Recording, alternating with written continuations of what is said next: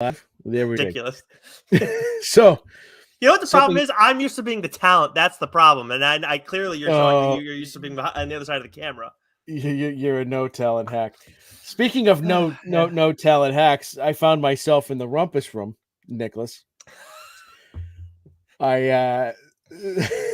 So God, we you know, should have left you there. Fuck.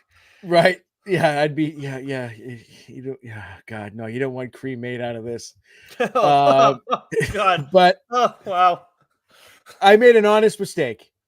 And I tell you what, the robots they really are fucking us, Nicholas, because they fuck me real good, right? Mm-hmm. When I make the clips, when I do the things for the show, I sometimes will do them with captions. I sometimes won't. And when I do the captions, neither Adobe or Instagram, there's a lot of things that I say and I mumble, or I say they just can't pick up, and so you get some spelling errors. I try to think I do a fairly good job of picking it up and fixing it, but sometimes things slip through the cracks, and I unfortunately allowed something to slip through slip through the cracks where someone's name got mispronounced. And I apologize for it. AI fucked me real good, because AWA came in and threw my dumb ass into the rumpus room. Yes. So that happened, and so here we are, getting ready for the holidays, and I'm about to be turned into skin cream. But with that said, Mr. Nicholas, jolly old Saint Nick, ladies and gentlemen, boys and girls, listeners of all ages, the Dork Shared Universe, the Geeks Worldwide Radio proudly presents to you the greatest, and I mean the greatest, podcasting team in the world. He's the Fry Guy, Nick Friar. I'm your friendly neighborhood backcracker, Dr. Joe, and together we are the TLDR Comic Book Club, baby. And Nicholas, my friend, do we have an episode today? I am so excited, not just because we're doing this, but because we had the foresight to be like, hey, let's not wait until like the second week of December where most Until people everyone's already done shopping. Yes, and then position it as we're helping you with your last minute gift ideas. No.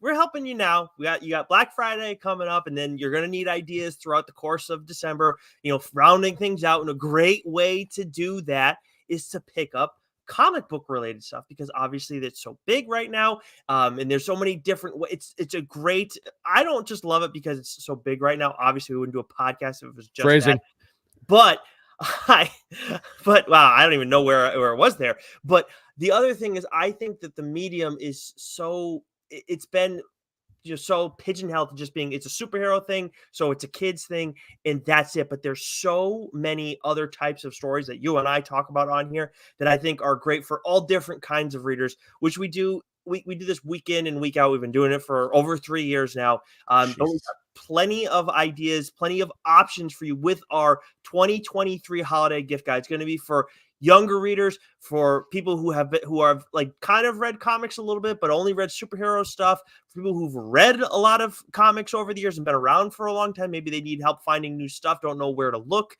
All different types of people that may be interested or are interested in comics. We're giving you gift ideas for that today. I know it may seem like a lot, but we do have it broken down in categories, so it will be a little bit easier. We don't do timestamps as much on our audio anymore, but that will be in the description, in the show notes here, for you guys to make it nice and easy. If you're wondering, I want to know a certain idea or a certain category to look into that may be best for the person you're trying to buy gifts for. And again, we've been saying this. This is the episode to let people who know about, if they read comics and you haven't listened to the show before, or people who don't necessarily read comics but need that little extra help this time of year, because Lord knows there are plenty of people who need that help when they have someone in their family who want comic book stuff but don't know what to get them. And then I think of one time where my dad got me a Red Hood and the Outlaws thing, and I'm like, Dad, I've read all of this, like the entire, it was the New 52. He got me the first volume, and I'm like, I appreciate it, but like I've read this entire thing like a long time ago. So that's who I think of when I do this. When I think we won't stand for Mike Friar slander. We will not stand for it. Well, anyways, but also reminder too, make sure you subscribe on our audio channels. If you're finding us over on Doc's Twitch, on our YouTube, over on Twitter, make sure you subscribe to our audio channels because it's the only place you're going to get our Friar side chats. We don't have one for you this week, but you never know when one's going to be coming at you. Subscribe there. Leave a 5-star rating review if it's on Apple. The highest rating that you can leave anywhere else where you listen to us, if it's Pocket Casts, Spotify, whatever. Otherwise, you're going to learn the real meaning of Backcracker. But that was a loaded intro, Joe. And we got a loaded episode. Ready to get rolling? Yeah. So what we're gonna do today, for everyone, is we're gonna stick loosely to the format. We're gonna kick things off with what's new. We're gonna skip the trades that are coming out this week. We're gonna get into what's new, and usually, right, Nick, we pick 5, 6, 7 books that we kind of like to highlight. But because we have so much stuff to get to, we're just gonna go through. We're gonna list off, what books are dropping this week for what's new, and then we're gonna get into it. And hopefully give some people some great ideas here. So real quick, I did catch up on a couple books. Heat Seekers issue 3 and 4, finished that series. That's a gun honey story. Ooh. Absolutely excellent. So that's definitely worth a reading, especially if you've been reading Gun Honey. Scarlet Couture, which is similar, I think, to Gun Honey. It's I've talked about it a few times. It's a spy thriller. This is the penultimate issue, so that'll be wrapping up. That's been excellent. Space Usagi issue 1. This is going to be a 3 issue little mini arc. First issue was absolutely excellent. I didn't realize I had fallen so far, or not so far, but I'd fallen behind on Wolverine. So I read issues 37 and 38 ahead of issue 39 that's dropping this week. And then Detective Comics 1077. I want to mention this real quick. I sent out a tweet earlier, and it's worth mentioning here. I've talked about how I've enjoyed Ram V's run on Detective Comics so far, and Jason Shawn Alexander is now the artist on it. And last week we talked so much about teams like Sean Phillips and Ed Brubaker, right? Snyder Capullo, all these teams, and how these two are absolutely fucking fantastic together. Like Jason, like we've talked about Jason's art on Philadelphia for so long and how he captures that vibe so well.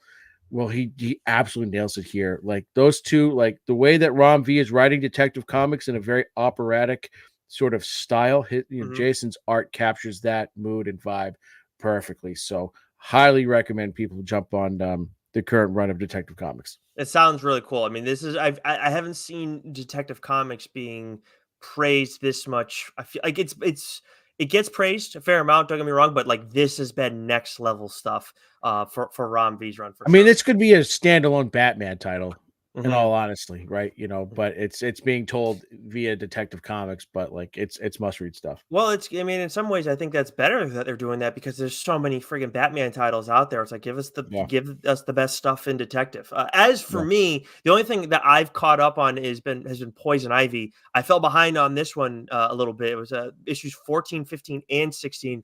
We got the 17th issue, I believe, is coming out early next month, unless it's the 16th issue and I just kind of got ahead because I had access to it. But either way, I've talked about this title on here a while back. I absolutely love it, and I mean the colors are honestly the craziest thing in the whole series. And it's G. Willow Wilson. She's an absolute she's an outstanding writer. But anyways, that's enough for catching up. As Joe mentioned, we are just going to go through what's new and kind of treat it like a checklist for you guys at minimum this week, so okay, this is what's going to be at my shop to pick up. Make sure to look out for different things like that, because Lord knows there have been plenty of times where I've gone in and it's like I don't know what I have, but thankfully now every week I don't have that issue.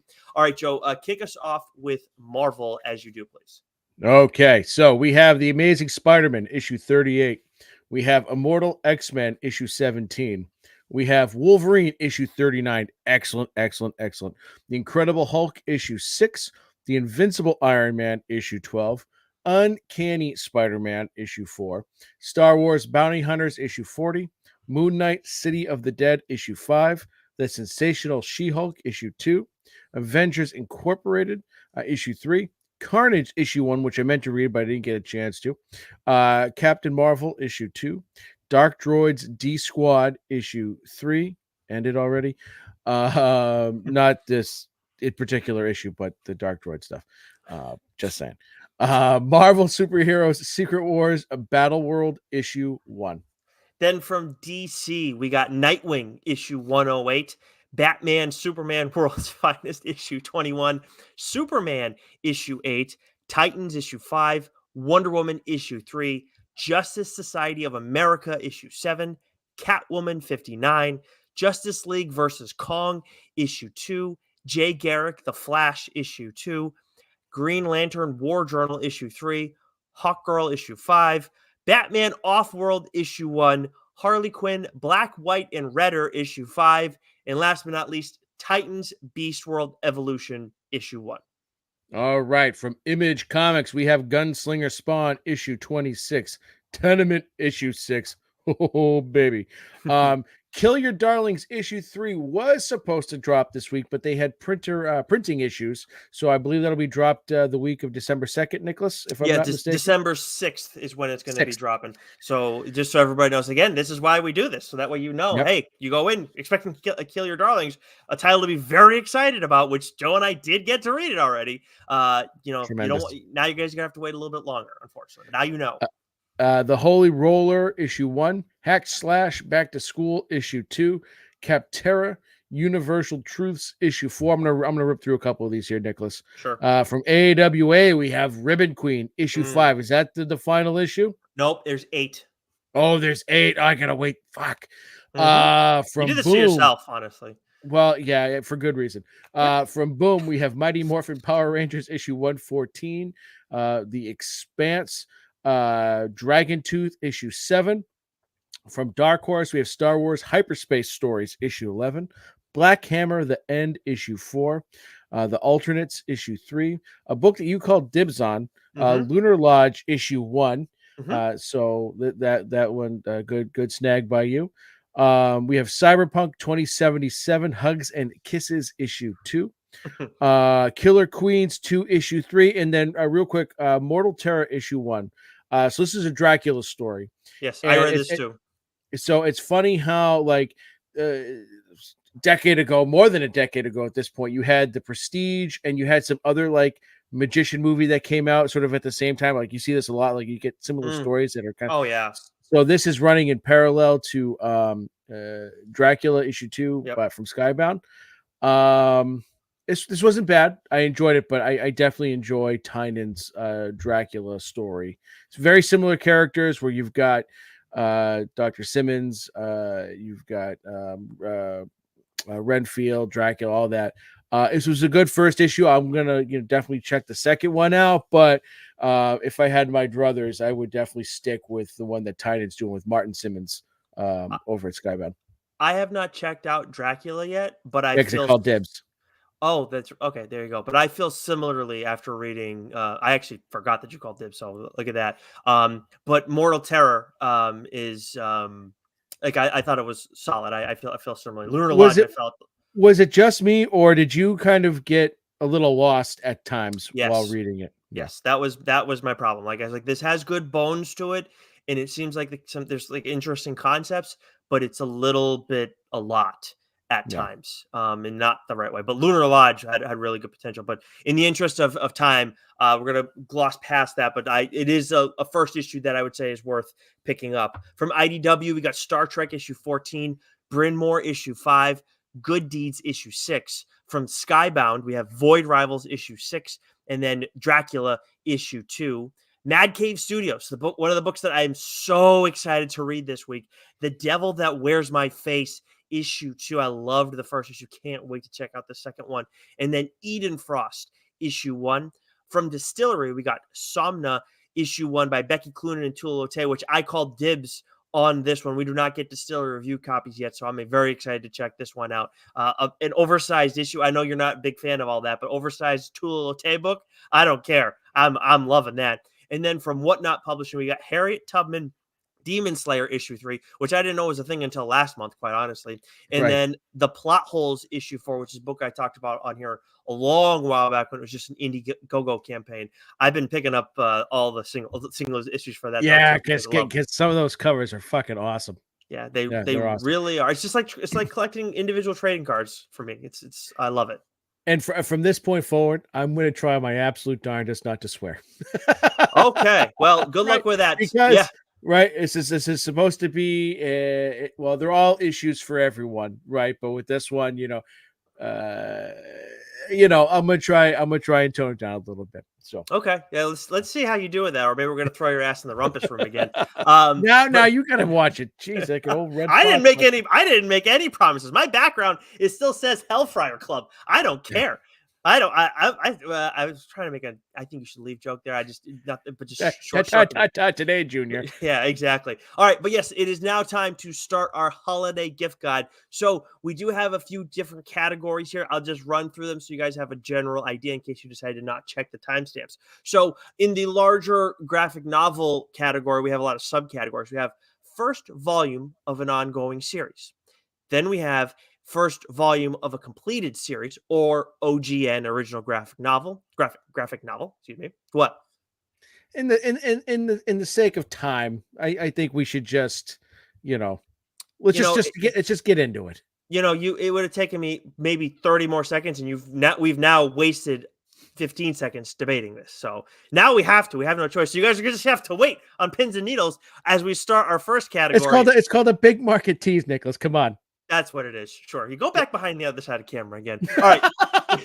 So we got all right, starting things off, we have the first volume of an ongoing series. Joe, we both listed off quite a few books for this, and there's a lot of different ways that you can go. Where do you want to start? Yeah, I'll just kind of rip through.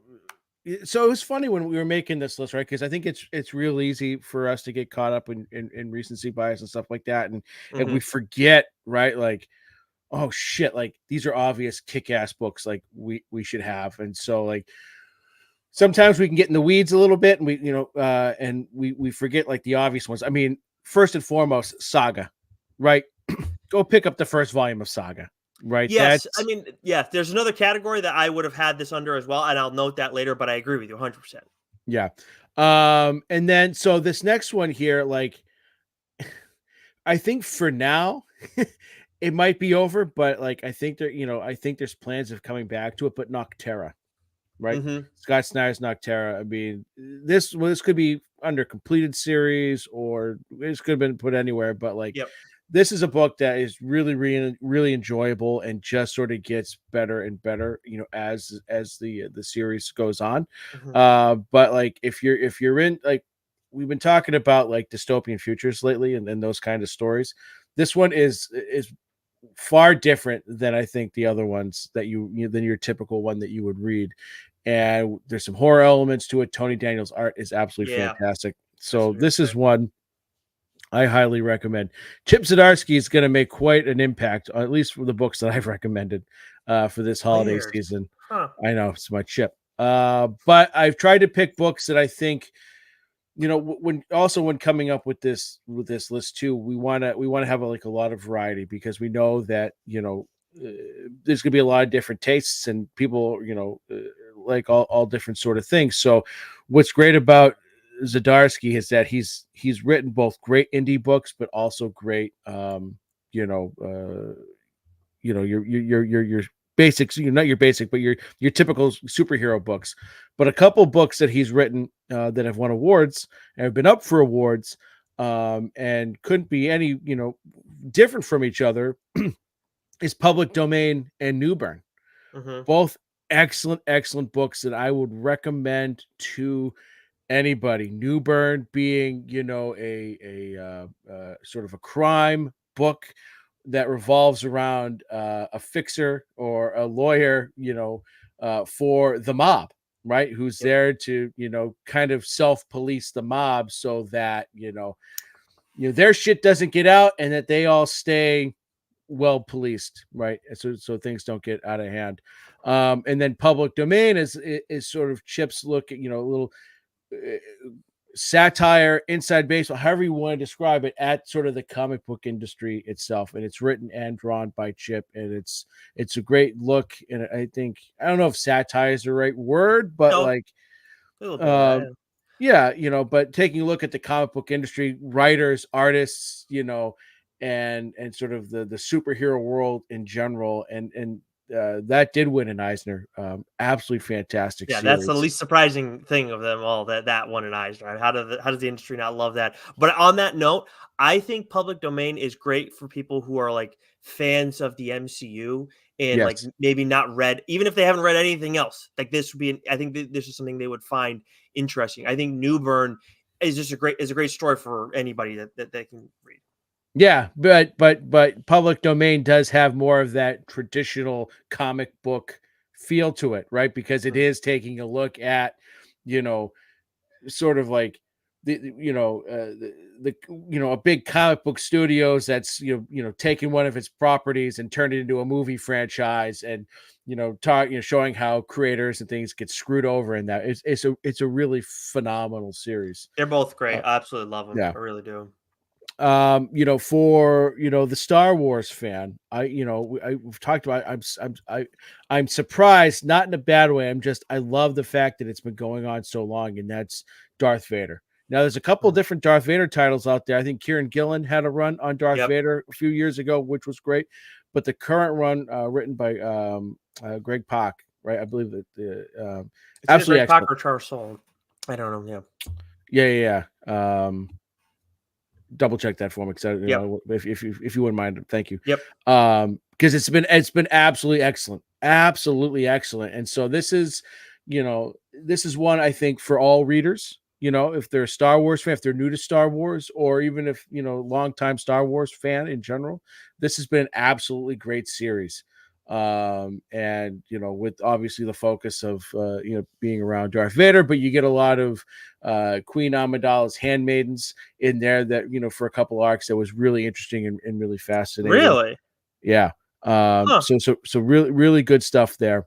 A couple other books I want to mention real quick, and then Nick will dive into his. Wolverine. Again, if you're a Marvel fan, if you're an X-Men fan, if obviously, if you love Wolverine, Benjamin Percy's run on Wolverine has been nothing short of excellent. You mentioned and catching up in what's new, issues 37, 38, and 39 I've all read and fully caught up on, and just the different arcs and where they take place in the current X-Men timeline. It's just been fantastic. I know there's been a couple of different artist changes Yeah. throughout, but still it hasn't skipped a beat. There's never been a down issue or an arc where you're gonna like, well, it could have been. No, it's just been absolute excellent. It is Greg Pak. You were correct. Yeah. Charles Soule did it a while back. So my Yes, apologies. yes, yeah. Yeah. I just didn't want to screw that up, so thank you. Sure. Philadelphia and Nita Haas. I kind of put these two together. They're different books, but Sure. they're in the same universe, right? For the the vampire fan, in your life, or if that's what you're into, the horror fan, in your life.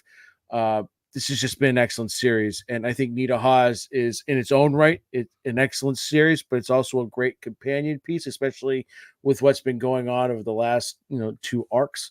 We love Rodney, we love his work, we absolutely love this book. And then lastly, for me, again, this Oh, is it's a kind good of with one. Nocterra. Like it had an ending, but we know that they're coming back to Dark Knights of Steel. So you've got to read Dark Knights of Steel, because this Mhm. is a great sort of, it's not Black Label. I wouldn't even consider it Elseworlds, because I know they're coming back to that, but this is just Tom Taylor taking DC characters that you know and love, and putting them in sort of this medieval setting and tweaking them and making these little tweaks here. This was an absolute home run of a series. It was so fun to read. 12 issues, I think, Yeah. was. Yeah. Right. So, like, bam, 2 or 3 killer arcs, just the overall story, soup to nuts, start to finish. Absolutely. This is one you can get anybody, Anybody. right? Yep. And they'll enjoy it. And Yasmin Putri was the primary artist in this series. I Mm, think that someone stepped in a couple of times, but amazing artwork throughout the series too, from yeah. start to finish. And I'm going to kick flip off of that, Joe, because that was your last book, and I agree. You can get that for anybody if you go and get somebody Dark Knights of Steel because you think, hey, they like medieval stuff. Maybe they like DC and they also kind of like Lord of the Rings. That's a great marriage. Then also pick up Barbaric Volume 1 for them as well. Murderable Offenses is the title of that volume, and it's very it gets quite violent. So if you got that for a younger reader, be a little bit cautious with picking this one up. But definitely for like a teen who, yeah, they like Dark Knights of Steel, but maybe they wanted to ratchet up a little bit. And the biggest draw for this is the one of the main characters is a talking axe that gets inebriated off of the blood of its victims. But at the same time, it is also like the judge of good and bad for its wielder, Owen. So I had so much fun with this series. And actually, we're getting a new issue of that coming up soon in December. So or maybe late November. So I'm excited about that. Then to bring it back to where you were earlier with, especially with like Newburn, where it's like, it's something that I think Newburn is a book that if you handed to like an older, like a fan of like that older type of story, sorry, an older fan of that type of story, of like that crime story who's never read a comic before, and you're like, oh, you don't like comics? You think they're for kids? Read Newburn. I think you could do the same thing with somebody who likes pulp and give them Reckless. And Reckless does also kind of fall under the OGN category because, I mean, it is an OGN. It wasn't released as single issues, but there are multiple volumes of this. You could get them the first one, they could read it, and then they could stop there and they'd be fine. But I would bet a lot of money you hand Reckless to anybody, and they're going to be like, all right, I got to read the second one of this. I got to see what it goes. It's so good. This is like one of the, like when we talk about some of the greatest comics of all time, Reckless is absolutely in that conversation for me. Yeah, because as I mentioned, last week, the team of Brubaker and Phillips, right? Like they're like single issues, like are great, but like their stories are best told when you can read them all together because their story, like this Reckless series, like each book that you read, it's like reading a short story. Yeah. Right. And that Texas Blood, each arc of that Texas Blood is like reading a short story. And that's just the beauty of how those two work together and the stories that they tell. It's like, just going to the, bookstore and, it's a little short story here and you read it and it's crime at its best. It really is. Yeah, and the art style too can like really. Oh, I think it's an art style that when you think of, if you like think of comics on a very basic level, you don't think of that art style necessarily, but it's so impressive. And I think that like things like that are what can change people who read comic book readers and turn them into comic book readers, I should say. Now, some other stuff to me, if you wanted to ease in somebody into comics, maybe a little bit of a younger reader, but still like really cool stuff that Joe and I absolutely love. Rogue Sun, volume 1 is called Cataclysm by friend of the show, Ryan Parrott and Abel. They do an outstanding job. And this is just like it's a new superhero story. You got a little bit of mystical powers going on with it. And it's nonstop fun. Joe and I have loved every single issue of this series, part of a larger universe, but you only have is Rogue Sun. I bought this for my 12-year-old nephew when we brought him to Boston Comic Con last year. Loved it. Right. So, I mean, this is again, you could put this here. You could put this down with, young adult. Like if you've got a child or a nephew or a cousin or someone that, who is in that, early teen years, they're into comics. They love Marvel. They love the MCU. They love all that kind of stuff. This is that type of book where you could give them, and it's like, because at that age, like just when you start reading, you start moving on from the G.I. Joe comics to like, this is the next step, right? And it's absolutely fantastic. Then we got Poison Ivy, which I mentioned that already, that I've been catching up on this title. It's a nice, I think that you could give this to somewhat of a younger reader, but at the same time, not too young. But this is like another where you say like it's a transitional book for readers. This feels like it is a smarter book. It is a more like conversational piece, not just, oh, this really cool art. As much as every time I talk about G. Willow Wilson's run, I always talk about her colorist on the series. So is it Virtuous Cycle? I thought it was Vicious Cycle. Maybe I made a typo there. But the first volume of G. Willow Wilson's Poison Ivy run. And then the last two, for the horror fans out there, Ghost Rider, Volume 1 Unchained. I mean, it's still not like the craziest like horror stuff we ever seen. The next title I'll mention is, but it's for Marvel. it is surprisingly dark, especially in this era. So Ghost Rider Volume 1 Unchained, that's is Corey Smith and obviously Benjamin Percy, friend of the show. Awesome series. We've been loving it. And that's gone on to 20 issues so far. And Benjamin Percy is going to be doing more with the character, taking it in interesting directions. And then the last one, this is absolutely for an adult reader only. This is for somebody who you know You for a sure? I thought that you could probably put this under youth/young adult books. if you have to make sure you have to know for a fact this person is a horror fan. Sync. It's available on Amazon. Joe and I talked about it after because he was like, "Why the fuck do you have this on the list?" And I do get it, but for if you know somebody who is a fan of horror, they are going to love this. But I implore you, do like make sure you know that they like horror if you get And this. do not give to children. No, keep it completely clear of them for the love of God. But that rounds things out for the first volume of an ongoing series section. Now we are going to move over to a similar section, but slightly different. First volume of a completed series or OGN original graphic novel. Why don't you start us off, Joe? Yeah. So, there's, when I thought of this, the first book that popped up for me, and you were like, "Oh, I didn't even think about doing an original graphic novels," but was Sarah from TKO, right? So Yeah, what well, we, you put it before I could. That's the one I always think of for OGN. I guess right? out of Reckless, it's that. Yeah, and this is it's Garth Ennis, and it's just a great book, Yeah. right? And that's the wonderful thing. Like, so TKO Studios, you can go to their website, you can buy all these books, and they ship them pretty quickly to you. But that's something unique that they do, right? Is they put all their stories out, boom, boom, as is. Like, you get the whole story all in one. And this is again like this is it's not your typical, superhero when you think comic book kind of comic book, but it's action. It's absolutely fantastic. Anyone that reads this, it's sort of like reading a short story. And you give this book to anyone that loves good storytelling, and they're gonna absolutely love it. This is a book I recommend to everybody. This Right? is one of the this like when I'm talking like I'm adding more to the list, obviously, because you and I talk about more books on the show, and I get a chance to think about it through the lens of recommendations for people. But Sarah is one that like Lauren's read a few comics in her time. That Sarah was one of the first ones that I gave her. Actually, that Yeah. was the first one I gave her. Actually, she Was it? loved it. Yep. I thought you gave her Philadelphia before. Yeah, I think you're right. Yeah. She read it was Philadelphia was it was those two for sure. Yeah. Yeah. And then, but so Chip Zdarsky's run on Daredevil is now complete. Right. That, like, this is one that you give to the Marvel fan in your life, whether they're familiar with Daredevil or they're not. This is a great introduction to the character. I don't think there is a writer that has understood a character better than Chip is understood. Daredevil and Matt Murdock, right?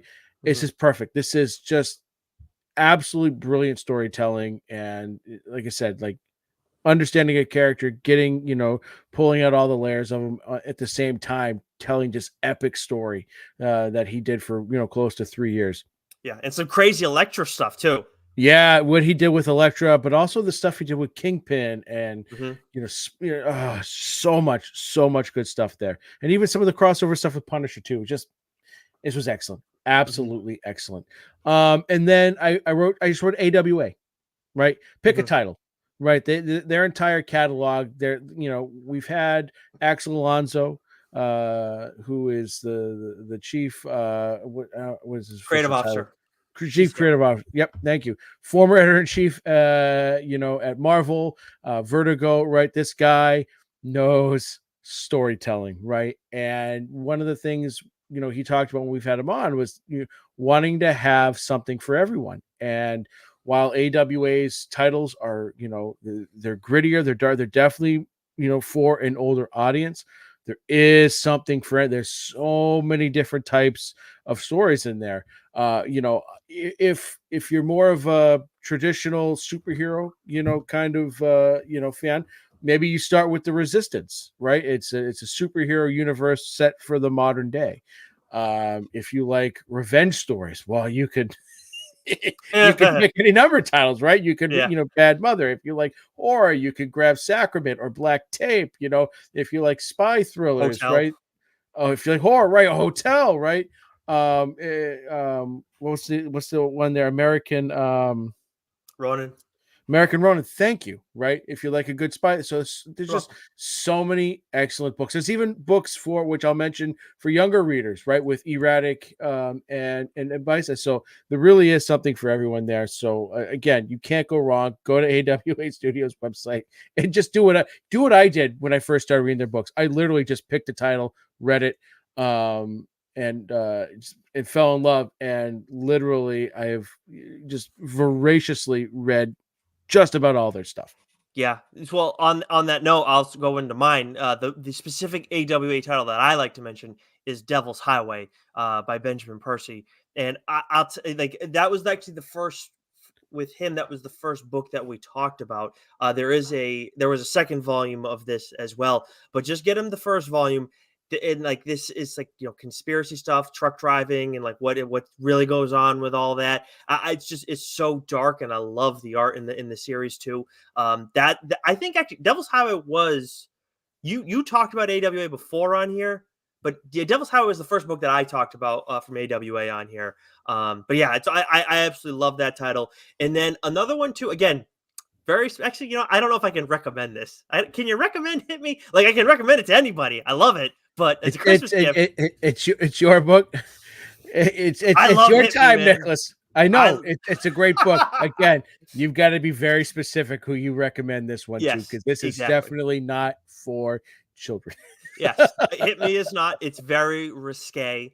It's definitely for like a specific. If you know someone who enjoys reading risque stuff, then this is for them. But it is, whoo, man! I just keep Particular thinking of. type of risque too. Yeah, I keep thinking about the suspension with the clips and everything. Like every time I think about Hit Me, that's like the first image that comes to Nick's my here head. to shock and awe you today, folks. I'm here to. Yes. Well, I'll take a slight step back with King of Spies. This is Excellent. Millar and Matteo Scalera. I read this first issue and I was in love with this series right away. I Mm-hmm. was like, this thing kicks ass. I could not have called dibs any faster on this one. I believe it was only 4 issues, but it reads really fast. And it's another one of those kind of stories where you have like someone who's past their prime and then they're kind of trying to figure out what they want to do to wrap things up. And you learn all that pretty quickly in the first issue, but you really meet a lot of seedy characters along the way, and it's very dark the way the Yeah. whole story goes. But this is one of those things that where it's like I think this can also be like that book for that like old, like not a kid reader, but like an older teen who's like, I like superhero stuff, but I can't really read comics anymore. It's like, well, check out King of Spies. I think that's a pretty fair assessment, don't you? Yeah. This is. I mean, it's all the books that we describe on here. We talk about, right. We'll put disclaimers on those that we think. Oh, Sync. Yeah, I heard some guys talking about this. And we go, no, like you read We that made it one, and, abundantly clear. We made it right? abundantly clear.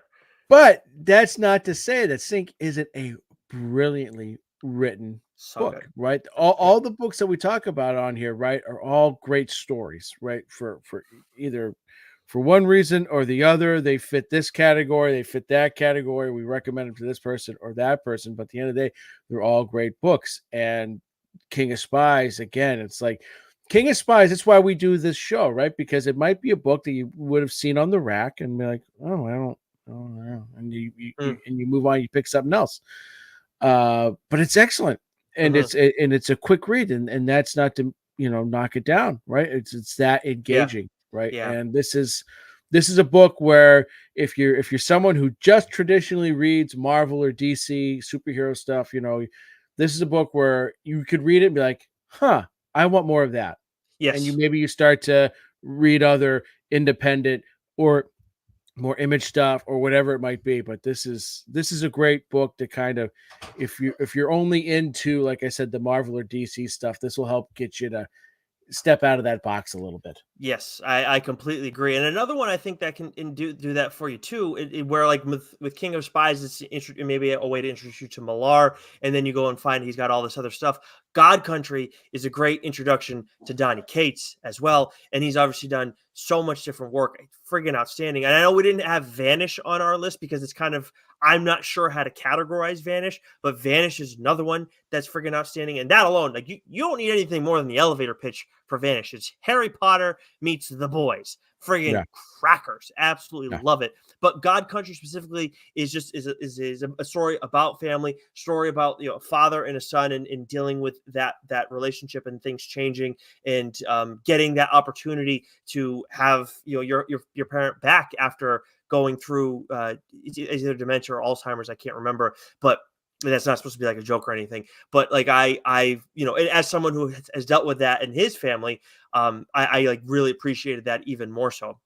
Then I switched things back a little bit over to the horror department. Now I got 3 different types of horror here, and I think that it's important to call that out.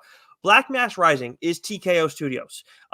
We've talked about Sarah on here multiple times for gift guides, but Black Mass Rising I don't think is a book that I've talked about on here in full. Maybe I did. I know I reviewed it for Geeks Worldwide. Maybe I did in full here, but it's deserving of it. But it is a sequel to Bram Stoker's Dracula, like an unofficial sequel. And I didn't know that before I read it, and I really enjoyed it. And it's all set in that era, and it's got this crazy watercolor style, which is similar to like Die, which you and I have talked about before, Joseph, for anybody who's read Die. It's similar to that, but it's still like it's still not Stephanie Hans, but it's got this like throwback feel to it that is just perfect. And again, not what you expect in comics. So if you know someone who's reading Dracula right now from Skybound, they may appreciate Black Mass Rising.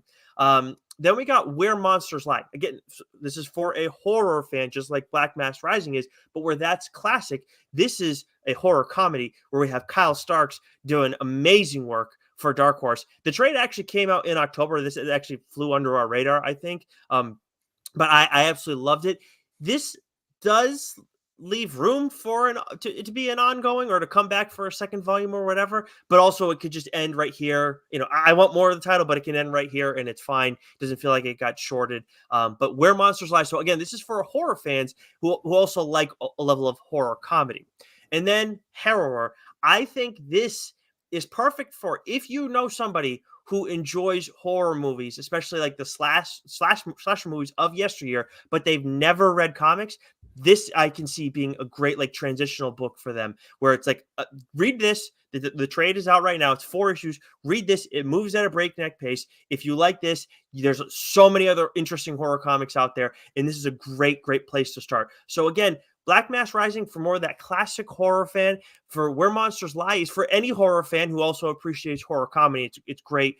And then Harrower is for horror movie fans who have never like tried comics before. And even then, if you know somebody who just hasn't read Harrower, it's a great title to pick up. I absolutely loved it. It was on my list for our horror rankings, which Joe and I did with a friend of the show, Rich Keefe from #Dork back in October. Something else you can go check out if you're looking for even more horror books to talk about. Because I think that's kind of where our horror conversation. Actually, no. I'm looking at what we have next. The next category, Joe. What's our next category?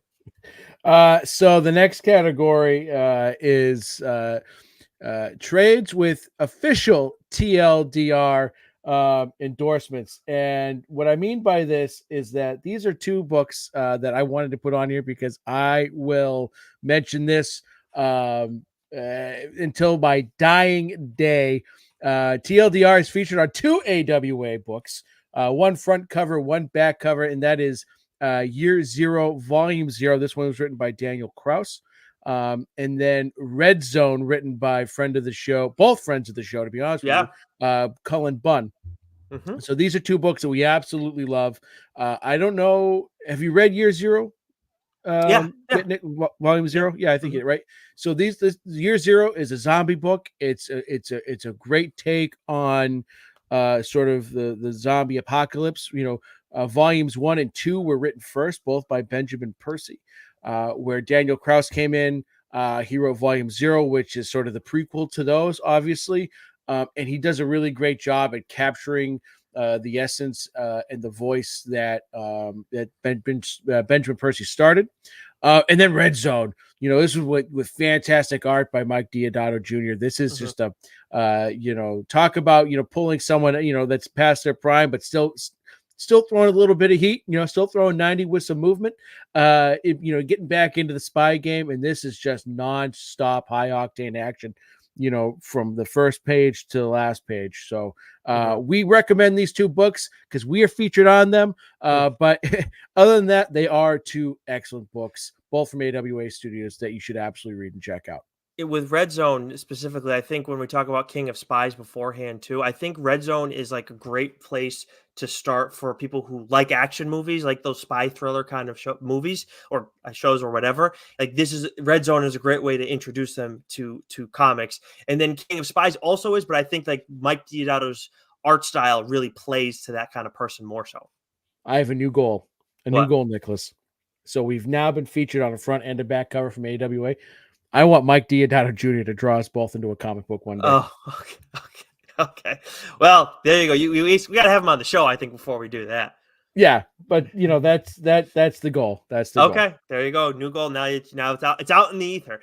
All right. Now we move into, and hopefully I would love to have that list be a little bit longer this time next year too. Quite honestly, but let's move into a category that I think you may be a little stronger suited for. But I'll lead us off here: youth and young adult books.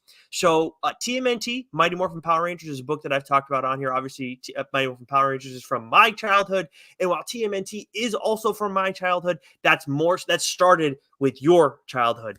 This is written by Ryan Parrott, and one of the arcs is, I believe, drawn by Dan Mora. But this is an outstanding series. So much fun. I didn't talk about it on TLDR when I read the first arc because it's like a fun time. It's light and you really enjoy the art and the story's good, but it's not like, it doesn't feel like this crazy, deep thing. So it doesn't really play into what we're trying to do on here, but I absolutely would recommend this to anybody who either likes Mighty Morphin Power Rangers or likes TMNT. If you like both, like I do, then you're in luck. So this is great for younger readers. Then X-Men 92, which is a book I've talked about on here before. I think now is a great time to get this for younger readers, especially with the X-Men coming back into the mix. We're supposed to get X-Men 97. I don't know when, but we know we're supposed to be getting it at some point. We've heard even at times that there's already a number 2 has already been greenlit, so who the hell knows? But X-Men 92, TMNT, Mighty Morphin Power Rangers, there are 2 volumes to that one too. And then we got Sonic the Hedgehog, which is a book that I got. It's from IDW. I got that for my oldest nephew, who is going to be 10 this upcoming spring, but I got it for him last Christmas, and he absolutely loved it. He loves reading in general. He reads comics too. Like Dog Man is a comic that he really likes, which is obviously a great one for younger readers. But his complaint to me about the books that I get him, Joe, the trades, and I get him like a normal size trade. He's like, I read them too fast. I'm like, oh, well, listen, Uncle Nick can get you 2 at a time if it's really that much of a problem, Yeah.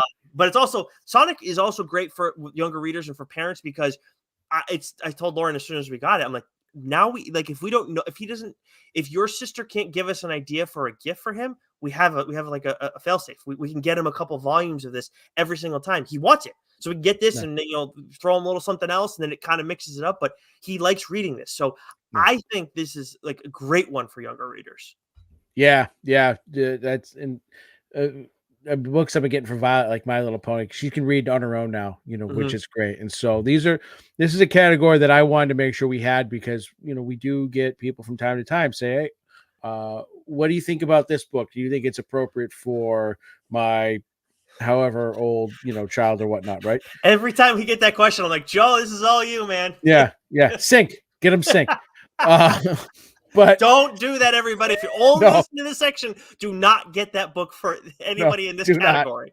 Absolutely do not. So 2 books I mentioned a few moments ago, Bite Sized and Erratic. So Bite Sized is written by Cullen Bunn. It was the first title that he wrote for AWA. And it's about some mischievous robots. And it's kind of fun because the first volume takes place around Christmas time, and I believe volume 2 is scheduled to come out. I don't know exactly when, but this is a really good, again, 10, 11, 12, that age range, little sci-fi action. I think Cullen described it, his sort of inspiration for writing the series was those old Amblin movies from the 80s, like E.T. and Goonies. So it's got that kind of feel to it. And then Erratic, which I love, is sort of like it's sort of like a Spider-Man story. You know, there's some parallels there with Peter Parker, the main character in this book, but just a little bit younger, and so dealing with a lot of the same dynamics. But it's about a character who's been given superpowers, but he can only use them, I believe, it's 15 minutes at a time, which is an absolutely wild and awesome concept. And again, this is good maybe for that 13, 14, 15 year old, that range. um just an excess 2 volumes of this. It's absolutely excellent. This is a really great, I think, young adult book, especially someone who wants to, maybe they're kind of into like the superhero movies, but they're not really, you haven't really read comics. Like, it's a good comic that will give them, because it's superhero-esque. It's different than everything else that they're getting, and it might be a little bit more relatable too. So it's a lot of fun. For the Star Wars fans, out there, the High Republic series from Dark Horse, and I believe Marvel does a few as well. These are, not necessarily centered on the main, on the Skywalkers, for example, or a lot of the characters that you're familiar with. These are just great Star Wars stories, where I think the art and the storylines are, again, more geared towards that young reader, like the younger fan of Star Wars. More so Dark Horse than Marvel, in my opinion, too. With Yeah, this. yeah, I would agree. But you could, Marvel is 9 times out of 10 safe for most, Yeah. right? Yep. But if they're Star Wars fans, like the High Republic series, I would recommend for sure. This one, again, is from Cullen Bunn. This is a novel. This isn't necessarily a comic book. This is The Ghoul Next Door. This is, again, for that younger reader, 9, 10, 11, 12. This is just a fun, playful, like when like you get the Scholastic books and you get those quasi scary books, Oh right? yeah. Yeah. Not the, Are You Afraid of the Dark, or Or whatever. Sink. This is more, right. This is more playful, but it's got some of that scarier elements of. I believe it's won some awards, and it's been a very popular seller. But this is a chapter book, right? So for Okay. that young reader, that maybe they're starting to read, a little bit more advanced kind of stuff, I think this would be excellent for them. And then the two last ones I want to mention real quick. Wind, I've talked about on the show. Yeah. This is more young adult. I would say more for that 15, 16-year-old, 14, 15, 16-year-old. This is a fantasy story. It's excellent. It's dealing, with slightly more adult themes, in the sense of like self-discovery and, things of that nature, but very appropriate for that age range. The art is fantastic. The colors are fantastic. The story's great. And it's I think still going, but this is a series I would recommend. And then lastly, this is a book is very close to me, and that's Spider-Man, the Ultimate Spider-Man series that first came out in the early 2000s. I believe it's written by Michael Bendis. And these are a great introduction to Spider-Man. Sort of a great sort of retelling of his story.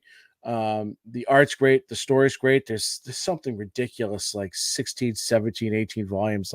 But this was one of the first graphic novels that was given to me. And because I had been reading mostly single issue comics, and then someone gave this to me. I was probably I had known the Spider-Man story really well, but this was the first time a family member had given me a graphic novel, and I just ate it up, right? Wow. And I was slightly older because in 2000, so I'm like high school, right? 18, 19, in Mhm. that age range there. So like this is I actually just recommended this to a patient of mine. I see kind of the family, Mhm. and the son is 12, 13 in that age range, and he's been playing the Spider-Man game. And so Oh. we talk about that, and I said, he goes, "I need more Spider-Man in my life." And I said, "Well, Oh. read this." Right. And I introduced them to the Hoopla app, because you can find this on Hoopla. You can also order on Amazon, but this is what I recommend. This is if you've got again, someone that's getting into comic books, they love Spider-Man. Maybe they only know Spider-Man from the movies or the video games. This is a great book to get them into. Nice. So yeah. Nice. I love hearing that. Speaking of people who are new to comics, again, we're obviously have all of that in mind, and especially with this next category, specifically to this next category, new to comics. Try these.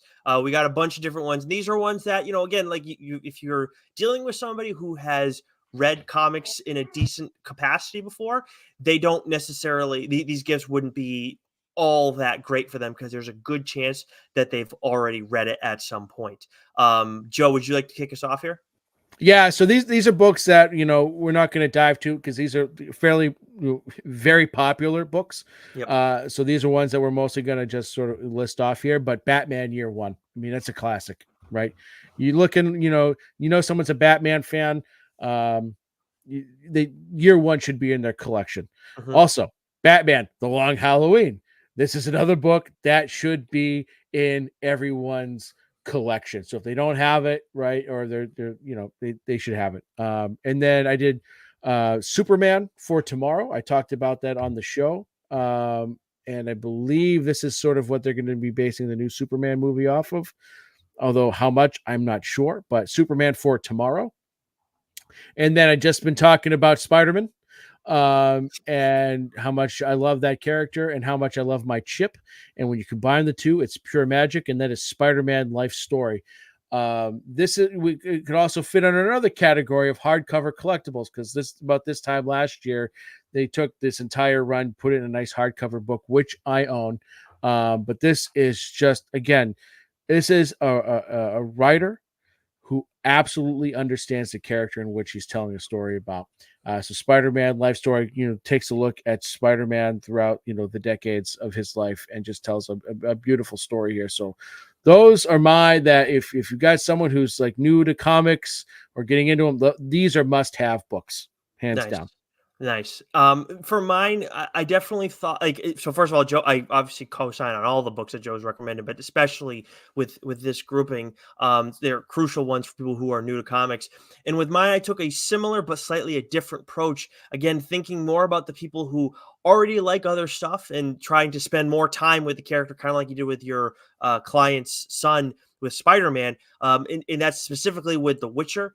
Fading Memories by Bartosz Stibber. That's his first run with the character. It came out, I think this was like 2020, 2021, something to that degree. But he's done quite a few other ones since, and we've really enjoyed them. But anybody that that's like The Witcher, this is a great way for them to spend more time with the character. And Lord knows there's plenty of ways to spend time with The Witcher. But if you're like, hey, if you're like us and you're trying to help other people get into comics, if they like The Witcher, introduce them to this, and they're going to really enjoy it. Then you got TMNT, The Last Ronin, which is of that similar ilk. It does fit into another category that we're talking about today. It may be mentioned again in some capacity later on, but for that adult reader who's been who loves TMNT but hasn't read a TMNT comic in ages and maybe misses those days, get them TMNT, The Last Ronin. They're going to love it. I mean, and again, you could put that in another category. Shit, Goo even bought it, and Goo doesn't know how to read. At least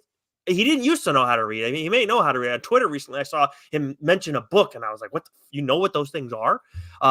Anyways, then we got, so there's that. And then also Wolverine, The Long Night, which is also written by a friend of the show, Benjamin Percy, and drawn by Marcio Takara, this was originally actually a podcast, which I adored listening to it. And they can listen to that as well. It's a fun experience. But for this, it's a great way to get to read about the character if you haven't before or haven't in a long time, and then just bring somebody back into spending time with Logan. And then from there, they can go and read Benjamin Percy's current run or find other stuff they want. Or maybe it brings them into, hey, I like more stories along these lines. What else can I read that's of this ilk?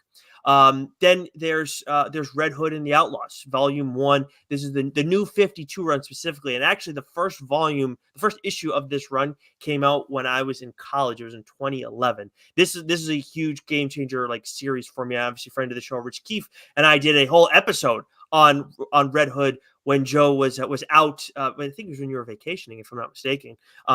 But your mic's muted, Joe. Your mic's muted. Oh, Jesus. Yeah, I know. It's okay. Anyways, It's my first time. I know, right? You're used to being on the side of the camera. I get it. I wasn't kidding before. Anyways, so if you know anybody that watched Titans, then I would say get them Red Hood and the Outlaws if they weren't reading this already.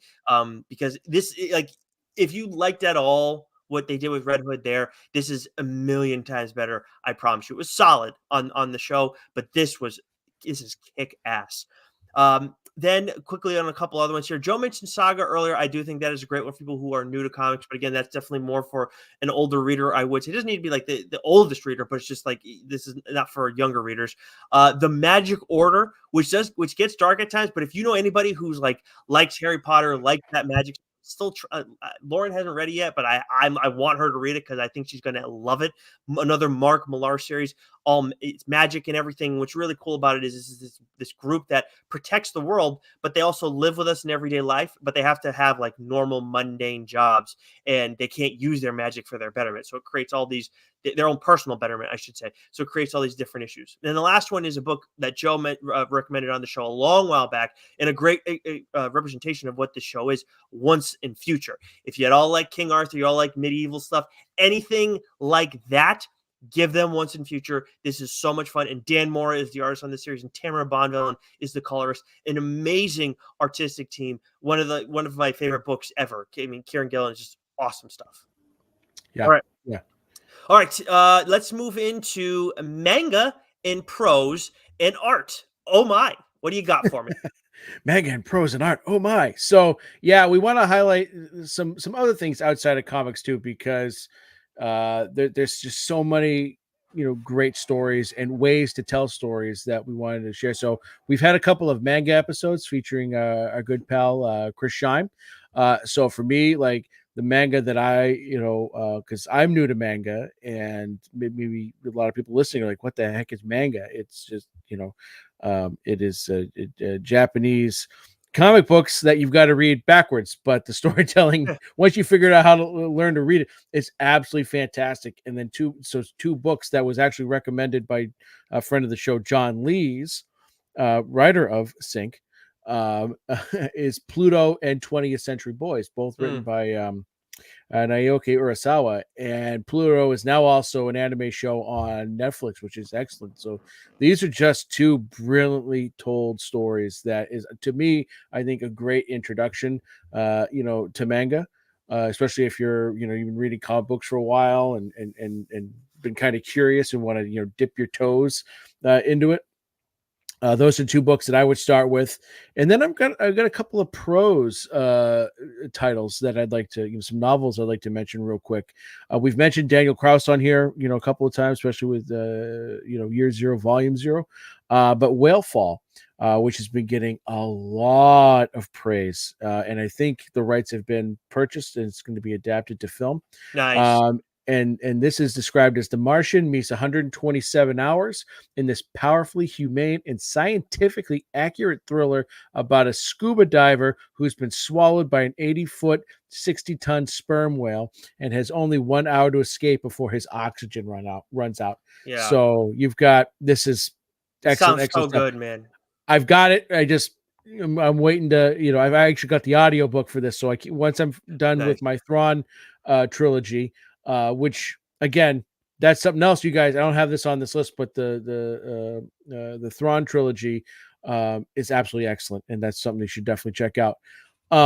We've mentioned Benjamin Percy on the show already a few times today.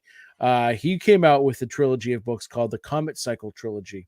The Ninth Metal, The Unfamiliar Garden, and The Skyfall. I have read the Ninth Metal. I am on Unfamiliar Garden. Skyfall just came out a couple months ago. And this revolves around a town in North Fall, Minnesota, which will never be the same. Meteors created hardwood forests and annihilated homes, and among the wreckage, a new metal was discovered. This omnimetal has properties that make it world-changing as an energy source and a weapon. So that and the books aren't very, very thick either, so they're really good reads, and you can knock through them. It's very engaging stuff. And then I added the Witcher series, right? Those are books that, whether you're listening to audiobooks or you're picking up and reading, that's I mean, if you love the show, you definitely want to read the books. And then we talked about art, right? Yep. And so two places we want to direct you if you want to buy some art to hang, in your house or for your children or for friends or whatever. And that is johnboymyers.com and shadowpuppetstudios.com. And those are two great friends of the show, respectively. John Boy Myers, whose art is absolutely electric. His covers have been fantastic. And then Sheldon Buchert, who we've also had on the show, whose art is both John Boy and Sheldon's art are hanging up here in Bag End behind me. Absolutely love their stuff. They're two completely different styles and beautiful in their own right, and I would highly suggest checking out those two websites. And if you want to purchase some art for either yourself or for someone else, get on that and hang it up because it's great stuff. Yeah, and John Boy is an artist too. Who if your kids play, I think it's Marvel Snap is the game. I don't know exactly how it works. I think that's like digital cards and stuff like that. I don't know how it works outside of my own work, I should say. But for Marvel Snap, he's the artist on, if not all of that, a lot of it. So your kids may be familiar. So if you or your like nephew, niece, whatever, grandkid, I don't know who's listening to this.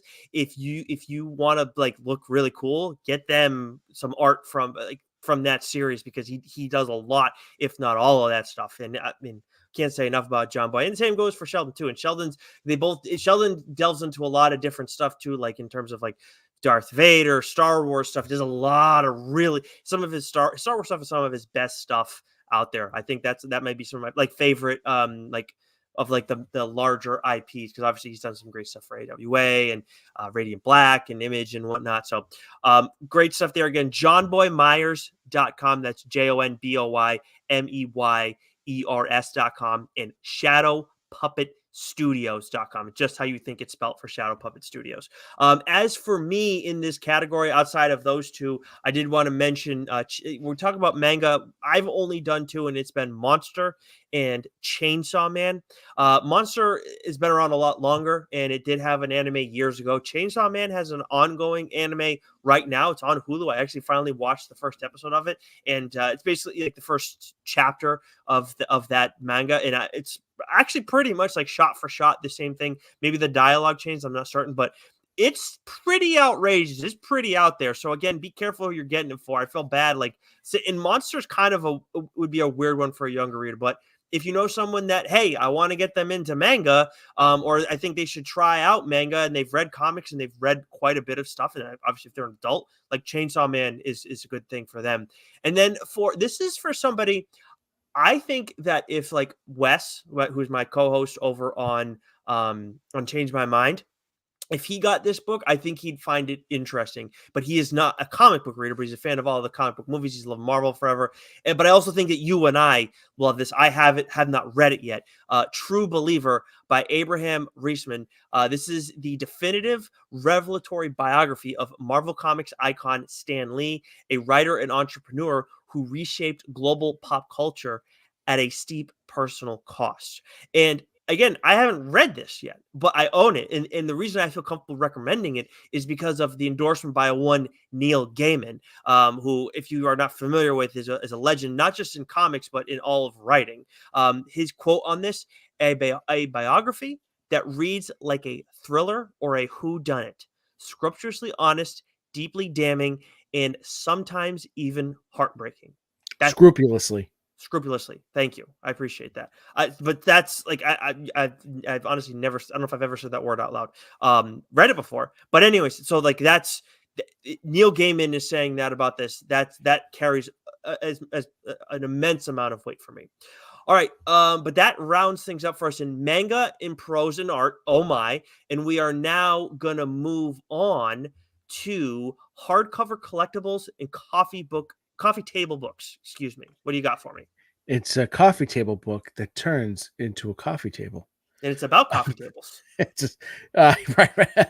So again, we're going to kind of wrap things up here with some sort of collectible things. Cause again, if you've got someone who's into comics and has a large collection of comics and you don't know what to get them, and there's a good chance they have one of these titles already in one shape or form or shape or another. The hardcover collectibles and some of these coffee table type books are always fun to have. They're great display pieces. They Hell look yeah. great in the bookshelf, right? And so I've got a couple of these. Something is Killing the Children, Volume 1, the first hardcover of that. Like, this is a great story. It's James Tynion. It's Werther Dell'Edera. Like, this is one of the first books I talked about on the show. This is a book that's still going. I absolutely love it. And what's nice about the hardcovers too is that they always add some extra stuff, whether it's commentary from the artist or the writer, and some extra script pieces, or art panels or whatnot. Like, this is a great book. Any fan of Something's Killing the Children is gonna want this. And like I said, it's nice bound hardcover, looks great in a bookshelf, looks good, sort of in your stack with other stuff. So that's one I highly recommend. X-Men, the animated series hardcover book. We've talked Yeah. about this a few times. Again, that's great. Like, as a display piece, you have it out, you can flip through it. Like, if you're my age, if you're in your late 30s, late 40s, and you grew up watching this show, this cartoon, and you can hear the theme song in your head every time someone mentions it. This is a great piece because it talks about some of the famous episodes and goes into some commentary about it. There's great art, in there. So again, this is another great collectible. Friends of the Um, DSG too, the showrunners of the show. yes. X-Men trading card book. I believe what's his name there? Jim Lee. Jim Lee, right? Yep. Who was doing a lot of the the trading cards for Marvel at the time. I had my fair share collection of these. The book is a little bit smaller than I had pictured when I first bought it, but it's still fun to go through. It's got all the cards in there, pictures of the cards, the front and the back, and it kind of takes you back to your childhood a little bit, and what it was like to have all those cards.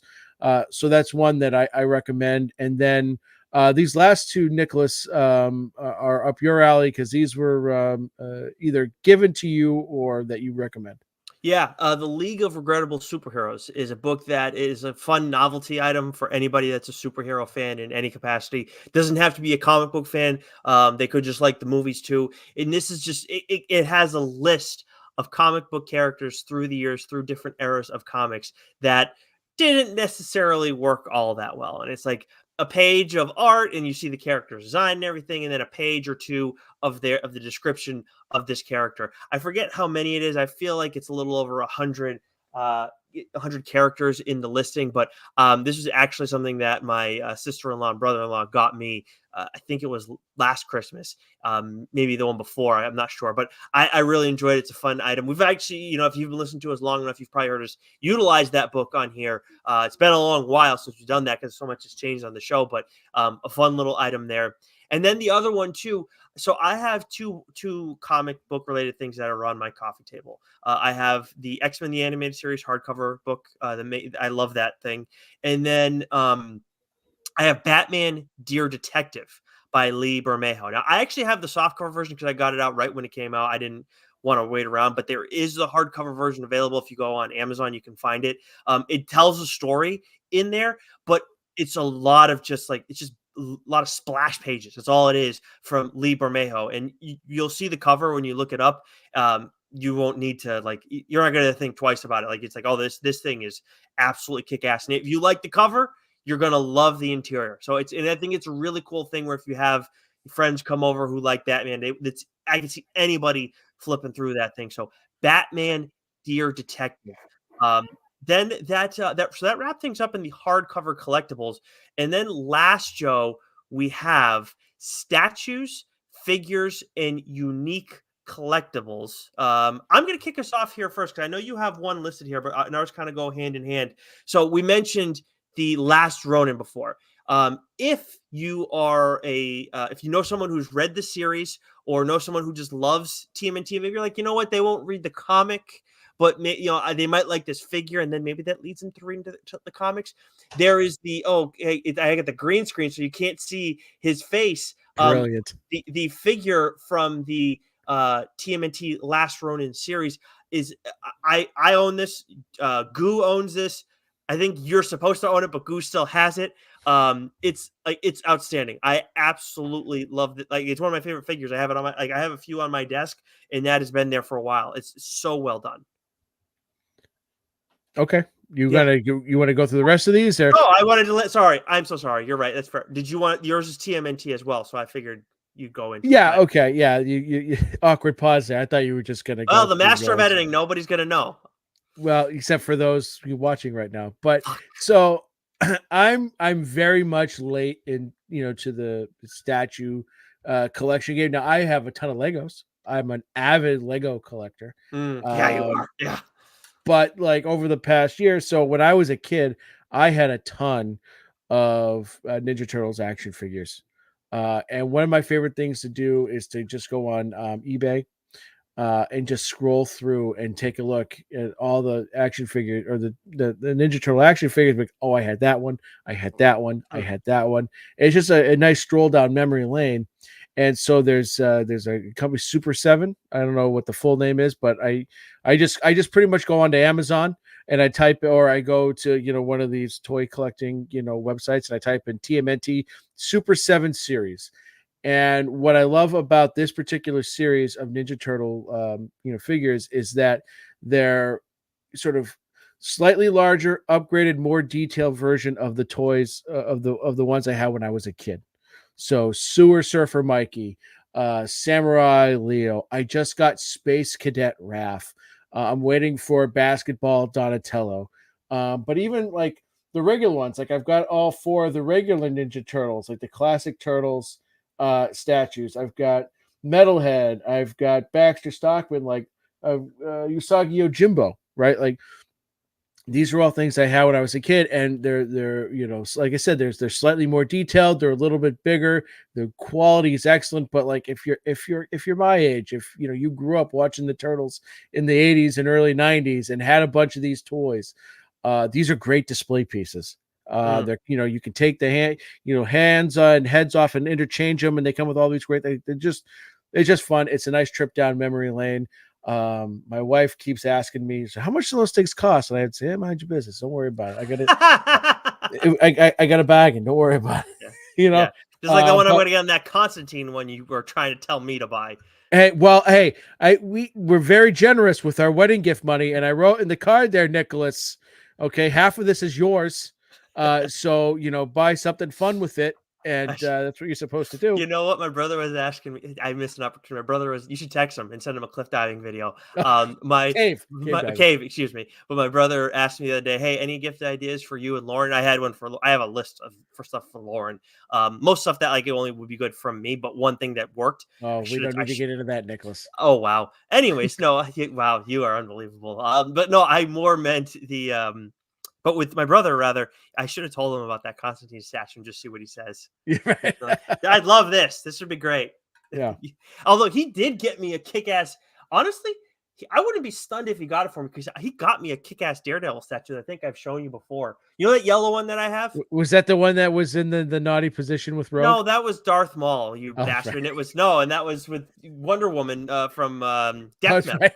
Yeah, one of my favorite pieces. But no, the Daredevil, the yellow Daredevil, the big one that I have, he got me that one years ago. Oh, that's He awesome. he gets me awesome stuff. Jake's a good guy. Jake's a good guy. Yeah. So you've claimed that he's Boromir before our fellowship, but anyways, anyways, so I think that's a great idea. And on the action figure idea, if you want to look really good, if you're like, oh, I'm gonna get them the Daredevil book that Joe recommended, which I think is a great call for anybody. If you get them the Zdarsky stuff, if you want to look even better, get them this action figure too. It may be a little bit spoilery, but for those watching, you can see that it's another Daredevil character from this series. We'll keep it spoiler free, but it's another Daredevil character from Chip's run. Excuse me. So that is the it's got the Spider-Man for some reason across the packaging, but then it says Elektra Nachios as Daredevil. So it's one of the legends here. So that's something to look out for. And again, you can probably find that on Amazon. Then there's also on the action figure line.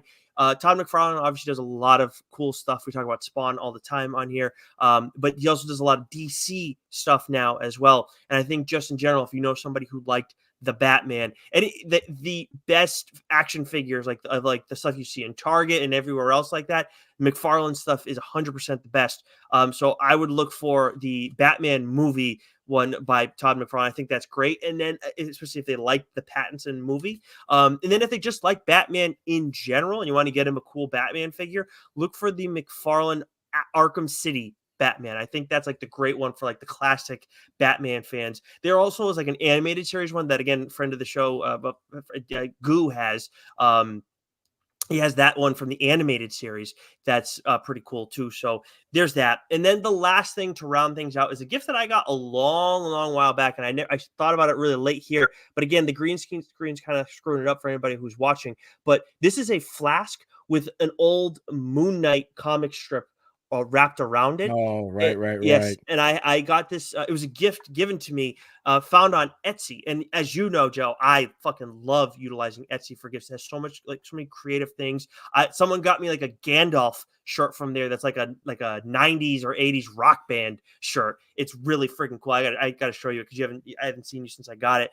But it's like they do so much cool stuff there. So these are done on Etsy by Comics Repurposed, and there's flasks, but they do a bunch of other stuff. There's like ornaments that they do, there's bottle openers, and there's a whole range of other crap too, but like on the smaller kind of scale things, like those are some options that jump out, but there's some larger stuff too. So that's Comics Repurposed on Etsy. Check them out because they got some great stuff over there.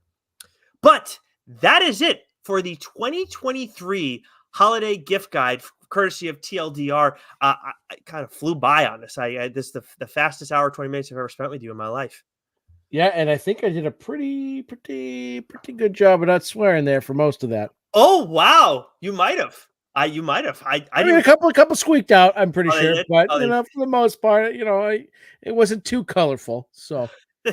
There you go. But that is going to do it for us this week. Again, make sure you subscribe to the show on our audio channels because you never know when a Friar Side Chat is going to be coming your way.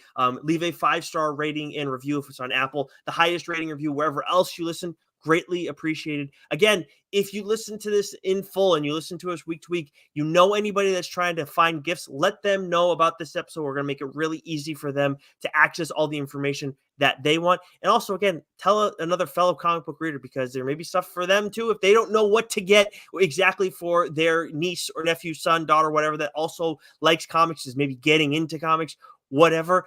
We're trying to help everybody out here. And again, if they read comics, they're probably going to enjoy the show too, because we do everything for you guys on here. All right, Joe, that's going to do it. Until next week, stay sexy and happy Thanksgiving. Sam too. And you forgot to tell the people we're now on Corn Cob TV.